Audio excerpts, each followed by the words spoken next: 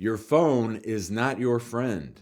Hi, I'm Jim Hacking, immigration lawyer practicing law throughout the United States out of our offices in St. Louis, San Diego, and Washington, D.C. We just had another situation arise. We heard from someone the other day who got in a little bit of trouble because of their phone. And what in the heck are you talking about, Jim Hacking? I am Jim Hacking, immigration lawyer practicing law throughout the United States out of our offices in St. Louis, San Diego, and Washington, D.C. Today we're talking about the phone, and specifically we're talking about what happens after you get your marriage-based green card and you travel overseas, and when you come back through customs, they're taking a look at your phone. Oh, there's my beautiful wife. Look at that. That's good marital evidence. How about that? In the scenario that I'm talking about, this is what happens. So maybe a tough immigration case, a tough marriage-based green card case gets approved, and the foreign national says, boy, I haven't really been home in a long time. I'm going to take a quick trip back to see my people back in the home country. And they go, and you know what? They don't bring their spouse. Now that's okay generally, but not bringing your spouse and going on a trip back home right after you've been approved for a green card can raise a red flag, or at least we've seen evidence that it raises red flags with Customs and Border Protection, CBP, the people who decide whether or not to let you into the United States. And here's what's been happening. We've seen it 2 or 3 times now. Green card gets approved, foreign national, usually the male, goes back home as fast as he can.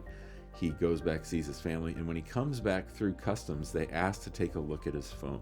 And in the first case, the entire case unraveled. The green card was revoked and the man was deported because he had been texting his fake wife in the messenger of the iPhone, and CBP read all those messages, figured out that the whole case had been a fraud and that the person never deserved a green card in the past. And so they revoked the green card, did not let the person come back into the United States, and sent him back home. We just saw this again the other day on my Immigration Answer Show. Someone called in and said that they had taken a quick trip overseas, that when they came back, CBP had serious questions as to whether or not his marriage was valid. It wasn't as clear cut as the case before, but they did have questions about how he had conducted himself with his spouse at the interview and what he had done after receiving his green card. They put him into removal proceedings, which meant that they're going to try to deport him and send him back home as well. So the moral of the story is be careful about what you keep on your phone. Now, we're not saying that anybody should engage in marriage fraud, but I'm telling you that the simple act of having questionable texts in your phone can lead to really, really serious things like losing your green card and getting deported. And this is true even after you've been approved. So I think a lot of people say to themselves, ooh, I've been approved. They're not going to touch me. I don't have to worry about anything till I get my citizenship or my conditions removed in a few years. I'm good to go. I can do whatever I want. I can text whatever I want. I can say whatever I want. But that phone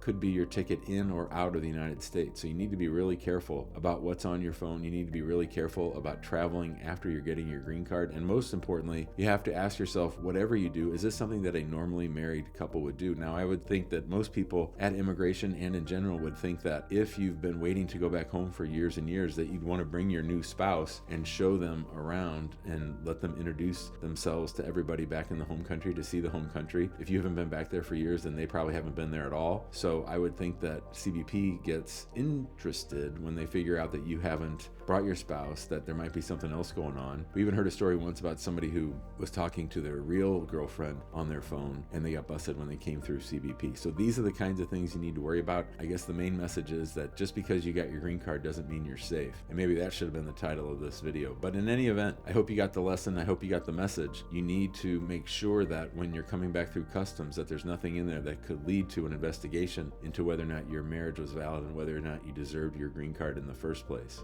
If you have a real marriage and you're in love and you want to get a green card based off that marriage and you're thinking about hiring us as your law firm, please give us a call at 314-961-8200 or email us info@hackingimmigrationlaw.com. We have our great Immigration Answer Show. I go live 3 or 4 times a week trying to answer as many immigration law related questions as possible. We'd love to have you join us there. If you want to get on the list for the waiting room, you can text the word SHOW, SHOW, to 314-470-3300. We have our Immigrant Home Facebook group, which is where that show posts, along with our YouTube channel. You can subscribe to the channel and you can join the Facebook group for free. There's lots of immigrants in there talking about the immigration process every single day. We'd love to have you join us. And if you're not following us on TikTok, please do, @Immigration Hacking, and we will see you on the next video. Thanks.